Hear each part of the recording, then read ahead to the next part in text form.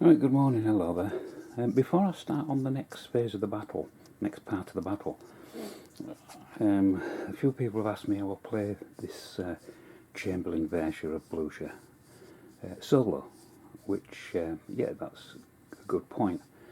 I'm not going to go into in depth on the rules of Blucher or the Chamberlain adaptation of it, but basically, units operate as what they call corps. So you'll have a number of units representing a corps. Now, on this table at the moment, if I pan out a little bit, if you remember, the initial corps that were on the table were this cavalry, infantry, these two infantry, and this artillery. That formed one corps. And to activate that, you have to deactivate all at once. And to activate each member as a corps activation, because there's 5 of them, it would take 5 pips on the dice.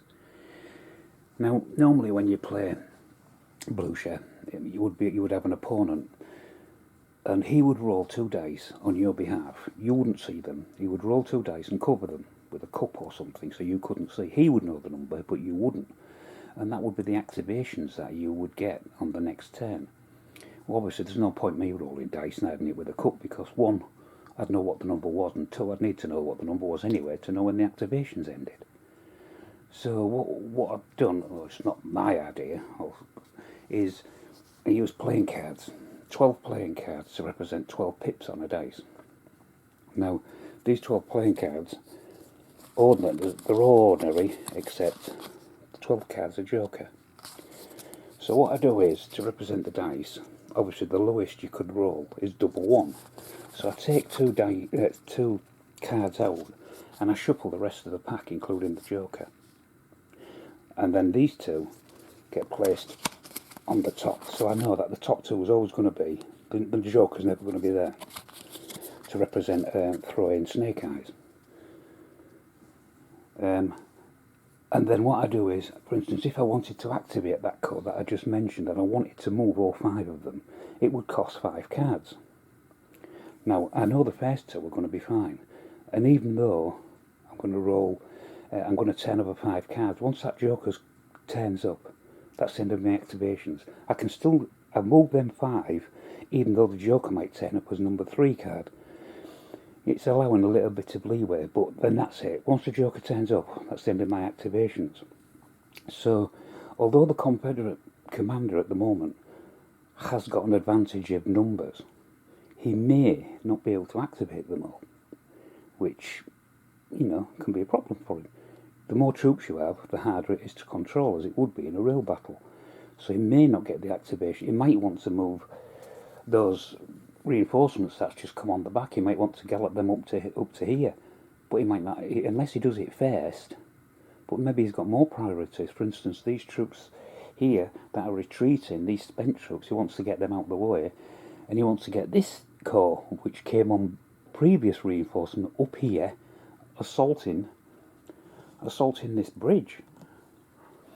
So he's got decisions to make. And both sides have, and which brings me to the next point. Now that these reinforcements have arrived, and if I zoom the right way, oh yeah, I did, makes a change. Now these reinforcements that's just arrived, these 2 cavalry squadrons and an artillery piece, again playing solo, I've got to make a choice. Now, do I bring them round to set up the artillery next to the piece that's already there, which is almost now spent. It only gets 6 shots, and it's had 4. And also use the cavalry to strengthen the line, dismount them or whatever. That's one option. Another option is our friends over here, this Union cavalry squadron, regiment. Do I want to chase that up? The advantage being, if I chase him up, I could end up on the flank of the Union. Defensive position here, I could set up my artillery here, protected by the cavalry. Another option is, if I swing across here, is this pesky Union infantry which is tying up troops in there. Do I want to send the cavalry round to chase them away? So there's a number of options, and the only way I can decide which way I'm going to go is, obviously, if I was the general in a two-person battle, I would make my decision. But on this occasion, as I'm on my own, I'm going to roll a dice to decide what's going to happen. So if I roll a 1 or a 2, they will come into the town. If I roll a 3 or a 4, they will chase after the cavalry over here and form up on this flank to attack the Union flank. If it's a 5 or a 6, they'll come through the town and try and chase off this Union infantry regiment. So what I'll do is I'll put that down. I'll grab a dice. Let's borrow the number 3 from this cannon. Let's see if you can see. So this will decide what happens with these the latest reinforcements, assuming they get the cards to activate. So the Confederate will do a 5. So he's actually going to take the last of the options, and he will come through the town to chase off this Union infantry regiment. Now, the Union commander has got the same problem. Well, there are probably less options. What's he going to do with these 2 cavalry and this fresh artillery? He could bring them up the road, set up here, because this is his primary objective, is to defend this bridge, which he's doing at the moment. He could set up his artillery, again throw his cavalry out as skirmishers. He's also got these guys up on the hill, which he'd also like to activate to bring them round. But that's a lesser priority. The other main priority and the other option what he's got, because remember these guys, when we rolled at the beginning of the game, they've both got good initiative. They've got a bit of nous about them. They're not sticklers to the rules. They'll take a gamble. So the other option, apart from coming along the road and going to the bridge, is he could dispatch both of these with the artillery across and up onto this hill, which, if I zoom out, overlooks the town. He could then start bombarding the Confederate positions in the town, which in a way still defends the bridge, because the Confederate commander is not going to be able to ignore this artillery and these cavalry up on the hill. He's going to have to sort something out. Well, we already know that those cavalry over there are going to be coming through the town to this position. So what I'm going to do is roll again the dice. Hopefully you can see it. Yeah, there. And if it's a 1, or let's say if it's even, they're going to come and defend the bridge. If it's odd, the cavalry will go up onto the hill.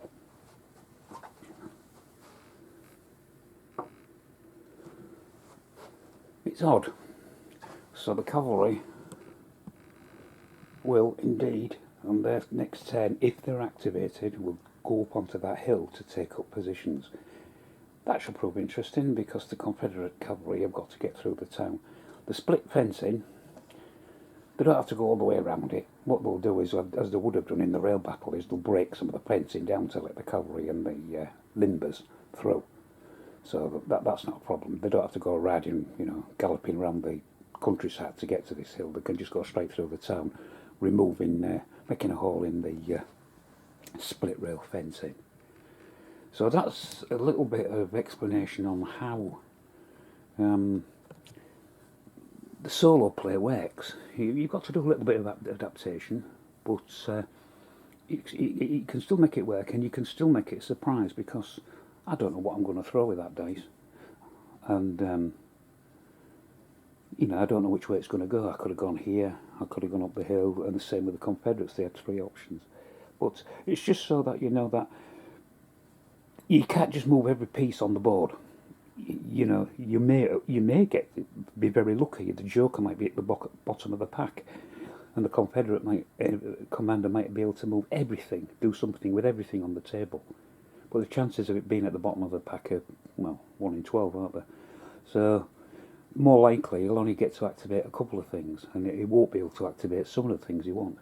The Union troops, obviously with less troops on the board, he's got a better chance of being successful with all the activations he wants to do. For instance, he can probably, if he decides to activate these cavalry and artillery and put them up on the hill, it's going to cost him 1, 2, 3 cards. Well, he knows he can turn 3 cards, and and if the Joker turns up, that'll be the end of his activation. But at least they'll be moving. If he doesn't turn up, the Joker, he doesn't really want to move these boys. So he could then, because it's out of command range, although that cavalry over there is originally part of this brigade, it's out of command range. So he'd have to activate that as a single unit, and to activate a single unit takes 2 cards. So again, as long as the Joker hasn't turned up, he can turn 2 cards. End of his activation. Even if the Joker comes up, they'll have moved, because you don't draw the cards until after they've moved, and then that would be the end of his activation. So he would have been successful. Right. Well, that was a bit of a long-winded explanation. I don't even know if I've confused you more or made it any clearer, but I'll just slip this in before I do the next part of the battle, just so that you can watch it or not watch it, and hopefully you understood it. Anyway, thanks for watching.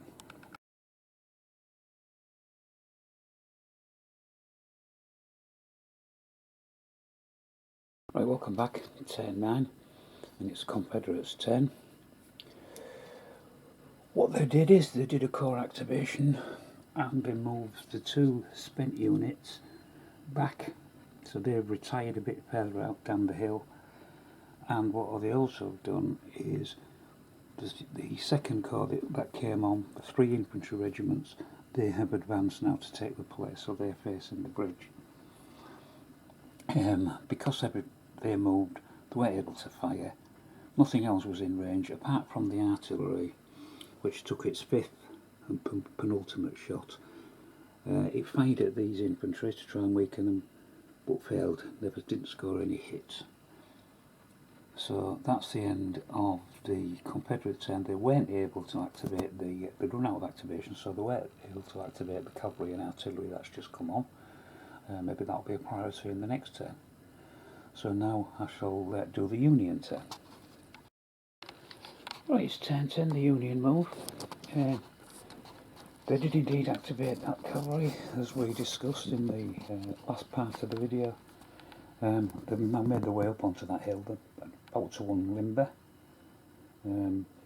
So they're going to pose a threat to the defenders in the town. They also were able to activate the cavalry, which has come down off that hill, and they're almost now back on the flank.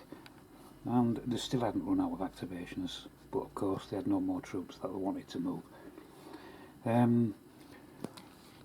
The artillery did take a pot shot, and they did pretty well as well, scoring 3 hits on this newly arrived, I'll have to change that to a red dice, 3 hits on this newly arrived Confederate regiment. Remember, these are just regulars, they're not veterans, so they started off with an elan of 6. So they already had their elan reduced to 3 before they even start the assault. So that was Confederate turn, and it's the Union turn, so it's Confederate turn next. Right, the Confederates got an extremely good 10 of the cards on that. We were able to activate everything they wanted.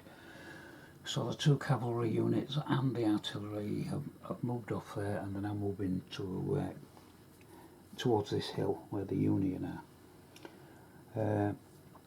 The Confederate brigadier realises that he's got a superiority in numbers, and he's launching an all-out attack. So the newly arrived brigade arrived a few turns ago. It's now assaulting, and it's also been assisted by one unit that was in the town behind that split fence. So we've got 4 infantry regiments now assaulting the bridge.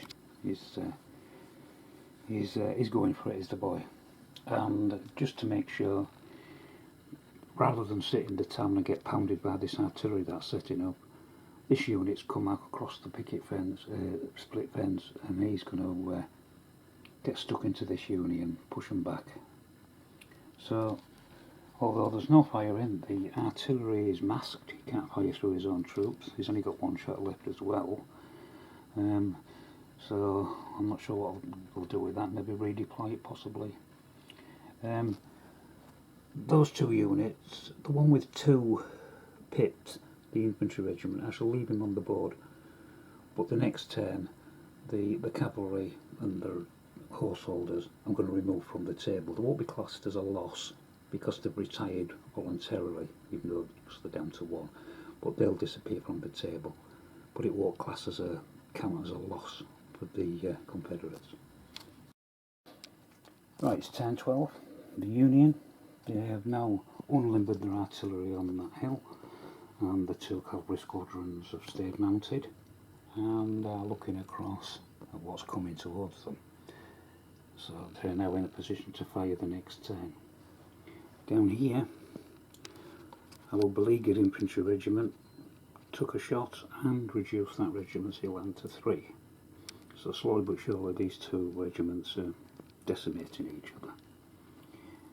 In the centre, where the bridge is, the cavalry have now dismounted and taken up a firing line, the horse holders behind them. This unit wasn't in musket range. The cannon opened fire on that previously damaged unit there with the smoke on it, and scored 1 hit, taking its elan down to 2. And this infantry regiment gave them a volley, scoring 2 hits, which totally destroyed that unit. So that unit is now removed from the table as the first casualty, full casualty of the battle. So that unit's been destroyed. But we have still got 3 full strength Confederate regiments advancing. This cannon has now only got 1 shot left before it has to retire. So it's an interesting point in the battle. The Union are hanging on for dear lives, and as it's turn 12, go back to our little reinforcement table and see if anybody gets any. A 6 and a 4. Well, the Rebs have already had their 6, so they'll get nothing. 4, the Union will get 1 cavalry and 1 infantry. So, well, it's better than the kick in the teeth. So they're going to get some more reinforcements. I'll go to quickly. Coming along this road where I've just put the wiped out Confederates, but they won't be there when the Union troops arrive. So right, I'll stop this here again. Interesting place, interesting point in the battle. That infantry regiment and cavalry regiment might just be enough to give the Union a chance of holding this bridge, because at the moment it's looking a bit grim. But hopefully you'll come back and join me in the next part. So thanks for watching.